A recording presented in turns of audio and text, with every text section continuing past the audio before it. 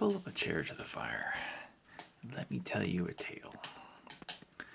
Chapter 1 of The Hunter and the Sphinx.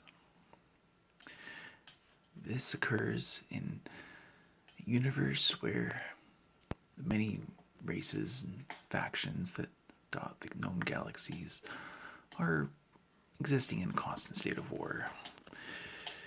There's never been any extended periods of peace, and consequently there are a great many people who have grown tired of war and journey to a more distant corner of the galaxy to try to avoid the conflict that has ravaged the various populated places that they've lived previously.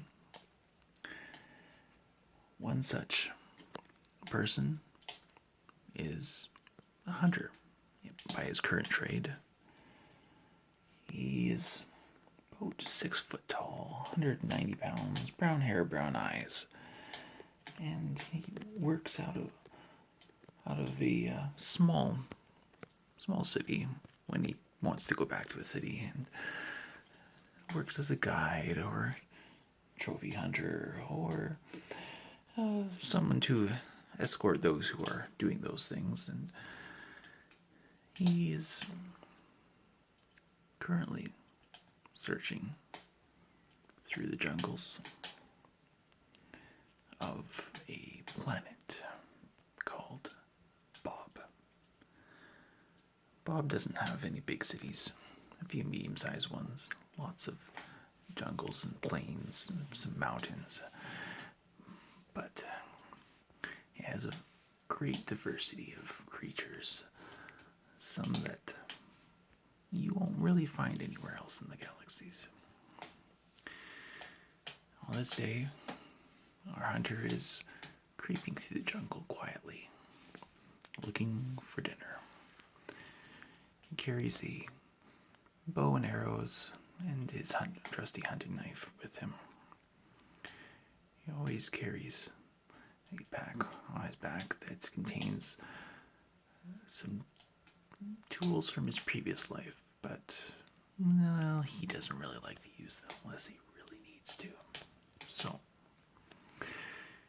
he prefers the more traditional hunting methods of ancient Earth. As he creeps through the jungle, quietly walking, avoiding twigs and other things that would make noise, he sees some little creatures scurrying here and there. Plenty of insects buzzing about, but nothing that says, "I'm dinner." Even a rabbit would be good. Yes, they do have rabbits on Planet Bob. As he creeps through the jungle, silently peers around a tree into a clearing, and at the far edge of the clearing catches sight of two shining eyes looking in his direction.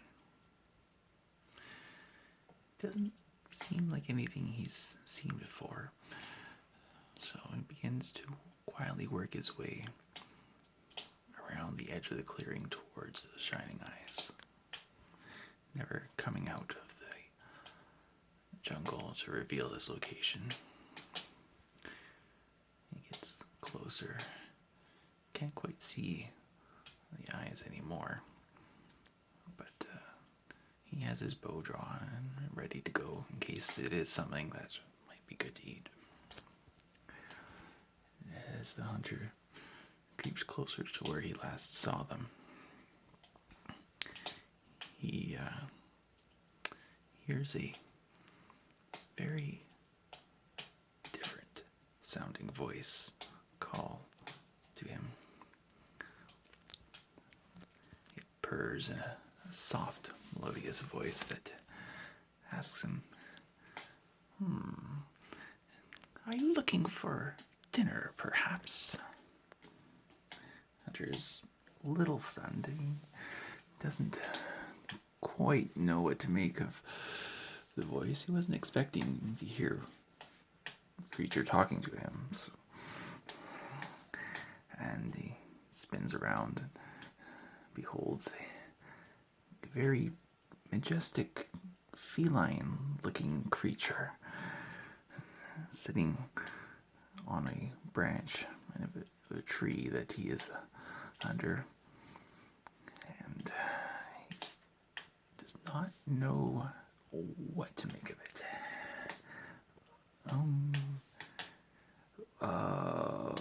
Yes, he said. What are you? Meow. I'm a Sphinx. The creature purrs at him. Sphinx. Really? Hunter says. I never heard of an actual Sphinx before. Meow. Well, we don't come out very much, and there aren't that many of us. You wouldn't have seen me before, or maybe even heard of me. We're a little shy. And okay, so you can talk, but you look like a cat kind of thing. Meow. Like much more than a little cat. I am a Sphinx. Yeah, you said that already. Hunter is really not sure what to make of this creature. Well, and don't even think about using that little toy of yours. It won't work. Oh, you mean my bow? Yeah, no, I don't usually hunt creatures that will talk to me. It's a little bit out of my usual way of going about things, so no, don't worry, I will put this away for the moment. Wow, good. And what might your name be, Sir Hunter? Well, my name is Hunter. You're a hunter named Hunter. Yes. Hunter Ash is my name. And, yeah. What might your name be, Miss Sphinx? Is it Miss? Do you even go by that? Well, you can call me Tian. Tian. That's an unusual name. Well, yes, you might not have come across something like that in your travels. It's actually originates from ancient China back on your traditional Earth planet. You know about ancient cultures on Earth. Well, I'm a Sphinx. I know things. Well, Tian. What, okay, what does that even mean, Tian? Well, if you were to translate it from ancient Chinese into the common tongue, you would translate it as sky or day. Oh, the Sphinx hopped down from the tree and used one paw to trace a symbol in the ground. Here, I will even teach you this ancient Chinese symbol for Tian. She showed him the symbol. Well, that's a lot easier than spelling it out, I suppose, he said. Well, maybe that one thing might be easier, but they had like hundreds of symbols that they had to learn for things. It was very complicated. Oh, learn something new every day, said the hunter. as the hunter gazed upon the Sphinx, he took measure of how she appeared. In appearance, she appeared to be covered mostly with fur, a slightly, generally feline body. But when she stood on her hind feet, it appeared to be about 5'8" and maybe 160 pounds. The Sphinx was very feline generally, but had an almost human sort of visage, to use an old word, for face and appearance. Hunter's shirt still wasn't very certain about the Sphinx and kept his hand close to the knife in his belt, just in case. So, Mr. Hunter, the Sphinx purred in his direction. Are you hunting for dinner that includes meat by chance? Yes, said the hunter. Do you by chance like to eat venison? I do, said the hunter. Venison is one of my favorite dishes when I can manage to creep up on one of those deer in these woods. They're pretty easily spooked and not the easiest thing to catch. You seem to be a interesting sort of human. Perhaps you would like to accompany me and help me with getting dinner. Interesting proposition, Miss Tien. Get that name eventually. Now, how would we be of help to each other? Well, you see, I'm not going to tell you exactly how I would go about things if I were by myself with these matters. Sphinx has her secrets, after all. However, I don't like using my special Sphinx abilities just to get dinner. It seems cheating, not very sporting. I think it would be more fun if I just helped you use your bow to acquire dinner, and I will just provide you some guidance, shall we say. Okay, said the hunter. That sounds fair. It's not like I'm going to eat a whole deer by myself. Anyway, yeah, why not? Let's go get a deer. Oh, very good. Follow me, said the Sphinx. I know where some deer are. Oh, really, said the hunter. And how, pray tell, do you know where the deer are? Well,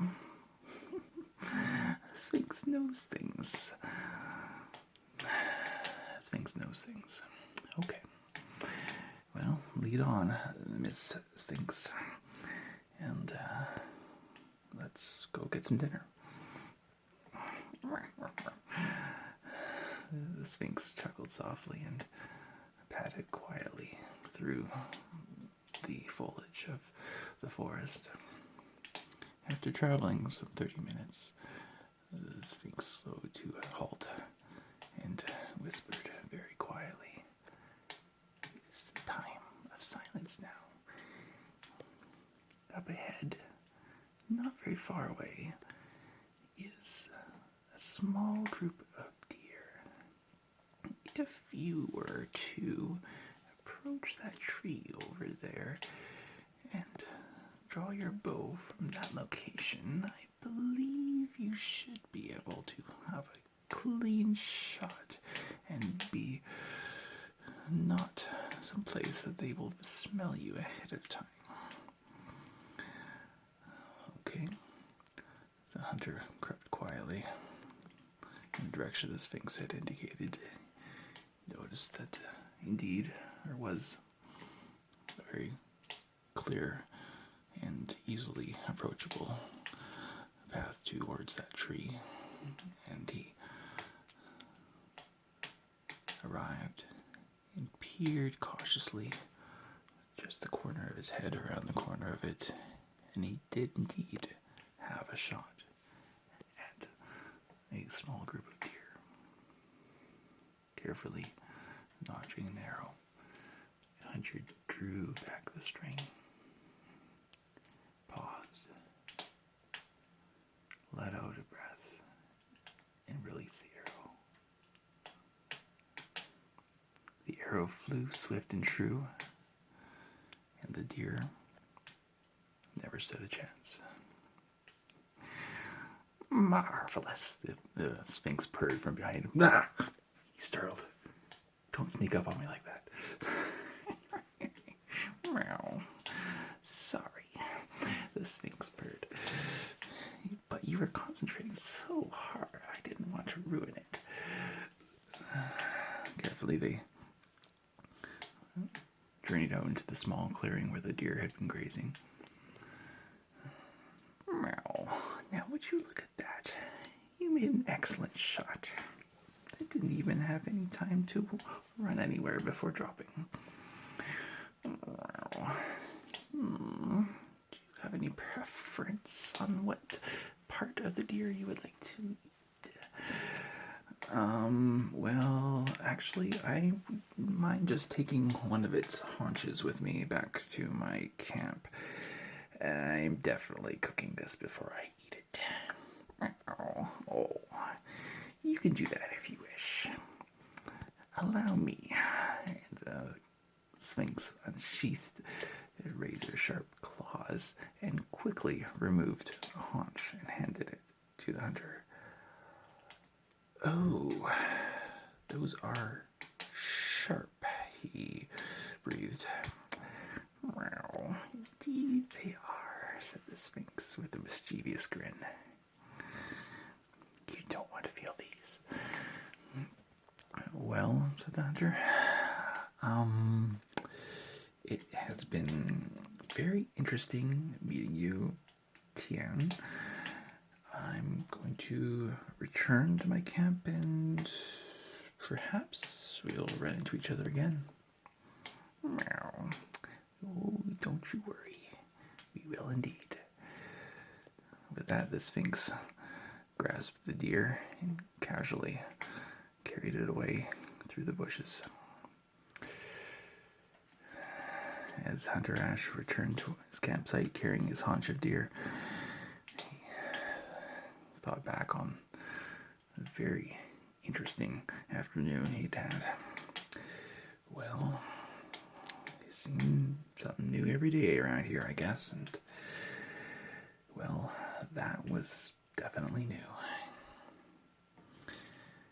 Hunter Ash returned to his campsite and began preparations for his dinner. I wonder when I'll see that Sphinx again. She seemed pretty certain we'd meet. Well, looking forward to the next time we run into each other, that's for sure. That is the end of Chapter 1 of The Hunter and the Sphinx. To be continued in Chapter 2. Hope you enjoyed our fireside chat.